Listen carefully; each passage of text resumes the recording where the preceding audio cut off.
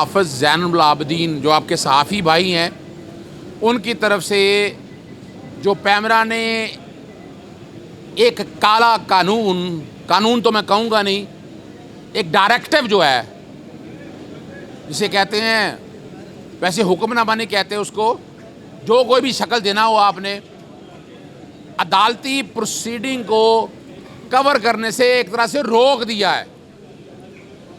अदालत के अंदर जो टिकर्स चलते हैं, जो बातें होती हैं, वो सारी आवाम सुनना चाहती है और आवाम को उसके बुनियादी हक, आवाम को उसके बुनियादी हक आइन के आर्टिकल 19 और 19A को तोड़ा है। पैमरा ने जो नोटिफिकेशन जारी किया है, ना वो ऑर्डर है और ना ही कानून है।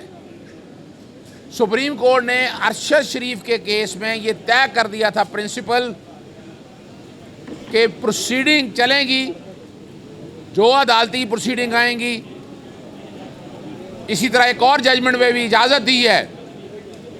पैमरा का पूरा कानून, कोड ऑफ कंडक्ट जो है, वो अदालती प्रोसीडिंग को कवर करने की इजाज़त देता है, सिर्फ उन मामलात पे जो अदालती केस के ऊपर असरअंदाज हो।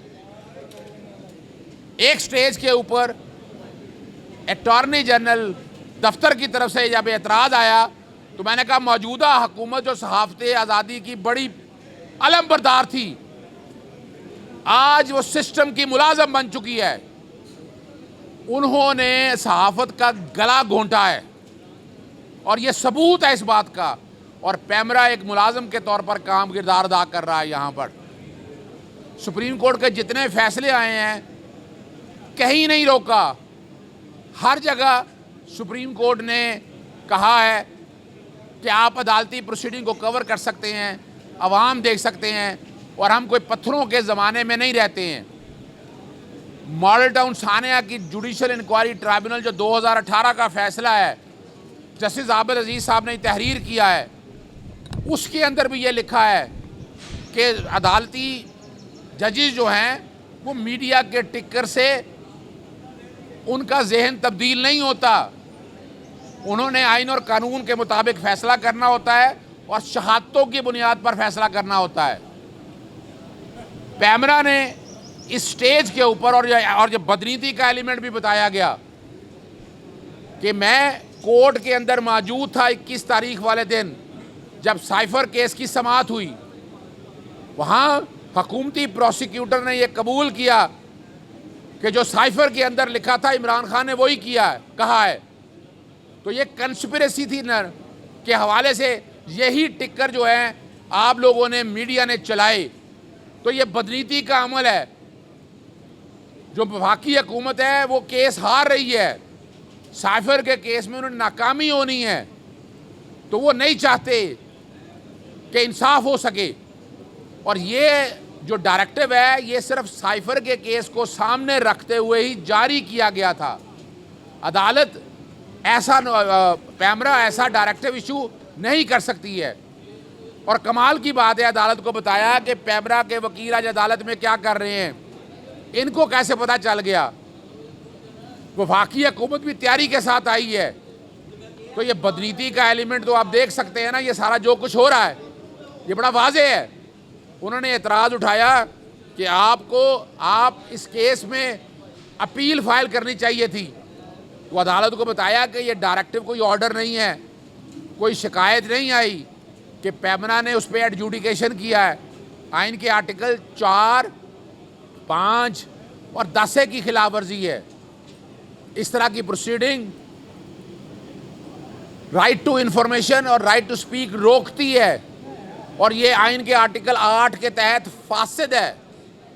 अदालत को कहा है, एतराज़ एक और उठाया कि इस्लामाबाद हाई कोर्ट ने भी नोटिस लिया है।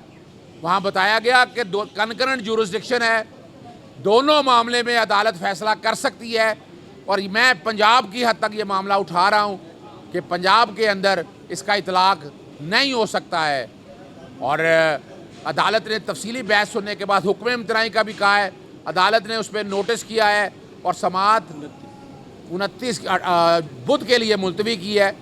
बुध वाले दिन अटॉर्नी जनरल को भी 27 का नोटिस जारी किया है कि वो भी आकर अदालत की मुआवनत करें। इंशाल्लाह बड़ी उम्मीद है, तमाम अपोजिशन जमातें आप लोगों के साथ हैं, सहाफ़ी बरादरी के साथ, सिविल सोसाइटी साथ है। आपके ऊपर ये वाला कानून भी और हद के इज़्ज़त का काला कानून भी, उसको भी हम लेकर चलेंगे। हम अदलिया की आज़ादी कंप्रोमाइज़ नहीं होने देंगे। मैं बड़ा क्लियर हूँ इस बारे में, मैं बड़ा क्लियर हूँ। ये बयान मेरा मन चला सकते हैं आप। सुप्रीम कोर्ट की judgment PLD 2019 supreme court 1 Arshad Sharif, उसमें टिक्कर चलाने से नहीं रोका गया और ये जजमेंट ने उन्होंने डायरेक्टिव में जिक्र किया है। तो याद रखिएगा, सुप्रीम कोर्ट का फैसला पर अमल दरामद होगा। आप लोगों पर पाबंदी है आर्टिकल 189 के तहत, 189 के तहत कि आपने टिक्कर्स चलाने हैं, आपको नहीं रोका गया। पैमरा को तादीबी कार्रवाई करेगा तो रह नहीं सकती कार्रवाई। तो ये मैं क्लियर कर दूं, वो गैर कानूनी है। सुप्रीम कोर्ट का जो फैसला है, और एक फैसला नहीं है, आर्टिकल 19 और 19 आपकी मर्जी के मुताबिक है, उनको सामने रखते हुए आप टिक्कर चला सकते हैं। इसमें तो कोई शक नहीं है। मैंने तो कहा है, मैंने तो अदालत में कहा है कि ये बदनीति पर अमलिया, ये साइफर की प्रोसीडिंग सामने आई है तो सस्पेंशन आई है, तब ये रोका गया है। और अब भी रोकने का मकसद क्या था? साइफर की और इमरान खान की लाइव ब्रॉडकास्ट की तो मैंने कहा इजाज़त, जब लाइव ब्रॉडकास्ट दे दिया इजाज़त तो सारा चल गया। तो लाइव ब्रॉडकास्ट में से टिक्कर चलने हैं कि लाइव ब्रॉडकास्ट जब चलेगी वो नहीं प्रेजुडिस करेगी हेयरिंग को, कि ये हैरानकुन बात है। और सुप्रीम कोर्ट के फैसलों को सामने रखते हुए आप लोग टिक्कर चला सकते हैं। मैं बड़ा क्लियर हूँ इस हवाले से कि या तो सुप्रीम कोर्ट के फैसले नलीफाई हो जाएं, ख़त्म हो जाएं, फिर बात है, वरना इन हालात में सुप्रीम कोर्ट के फैसलों की मौजूदगी में आप लोग टिक्कर चला सकते हैं। ये नोटिफिकेशन जो है, इसका इतलाक़ पूरे पाकिस्तान में किया है, तमाम सूबों में किया है। और कनकरेंट जुरिसडिक्शन का एक प्रिंसिपल है कि तमाम अदालतें इस मामले का कॉग्निजेंस ले सकती हैं। तमाम अदालतें इस मामले का कॉग्निजेंस ले सकती हैं। और एक बात ज़हन में रखिएगा कि पंजाब की हद तक मैंने सवाल उठाया है कि ये पंजाब की हद तक आप रोक नहीं सकते। पंजाब की अदालतें मौजूद हैं, पंजाब के सारे महकमे मौजूद हैं। सुप्रीम कोर्ट लाहौर में बैठती है अगर, और तमाम अदालतें जब लाहौर के अंदर मौजूद हैं तो लाहौर की अदालतों, पंजाब की अदालतों को सामने रखते हुए इसका दायरा इख्तियार लाहौर हाई कोर्ट में है। और मेरी पूरी तैयारी है, संदलबार केस है, LPG एसोसिएशन केस है, जिसके तहत ये किसी भी हाई कोर्ट में ये मामला ले जाया जा सकता है। देखिए, मैं उसकी एक वजह बुनियादी बता दूं कि सेक्शन 215 के तहत लार्जर बेंच एक बना हुआ है, और लार्जर बेंच आज 25 मार्च से ले लें आप, और आज आप मई में आ गए हैं, लार्जर बेंच बैठ ही नहीं सका। तो मैंने अदालत से ये गुजारिश की कि अभी इसको प्रिलिमिनरी स्टेज पर देखा जाए, सिंगल जज इस सारे मामले को देखे, अगर किसी स्टेज पे ज़रूरत पड़ी तो फिर लार्जर बेंच पर तब्दील कर दिया जाए। लार्जर बेंच आगे छुट्टियां भी आ रही हैं, मैं नहीं समझता कि अभी इसमें लार्जर बेंच की ज़रूरत है। लार्जर बेंच की ज़रूरत तब पड़नी थी कि जब कोई आइन की तशरीह और कानून बना देते। ये कानून नहीं बनाया, ये एक डायरेक्टिव है, एग्जेक्टिव ऑर्डर है। इसलिए इस चीज़ को अगर आप सामने रख कर देखें तो इसमें मैं नहीं समझता कि अभी ज़रूरत है लार्जर बेंच बनाने की। सुप्रीम कोर्ट की जजमेंट्स को सामने रखते हुए जो पैमरा ने डायरेक्टिव जारी किया, ये तौहीन अदालत है, ये अदालत की तौहीन की गई है। और वो आर्डर जो है सस्पेंड होना बनता है, यानी उसकी हैसियत ही कोई नहीं मेरी नज़र के मुताबिक। वो डायरेक्टिव है, डायरेक्टिव की कोई हैसियत नहीं। अगर कानून होता तो वो आप पे इतलाक़ लाजमी था, जो कि कानून नहीं है तो इसका इतलाक़ आप पे नहीं।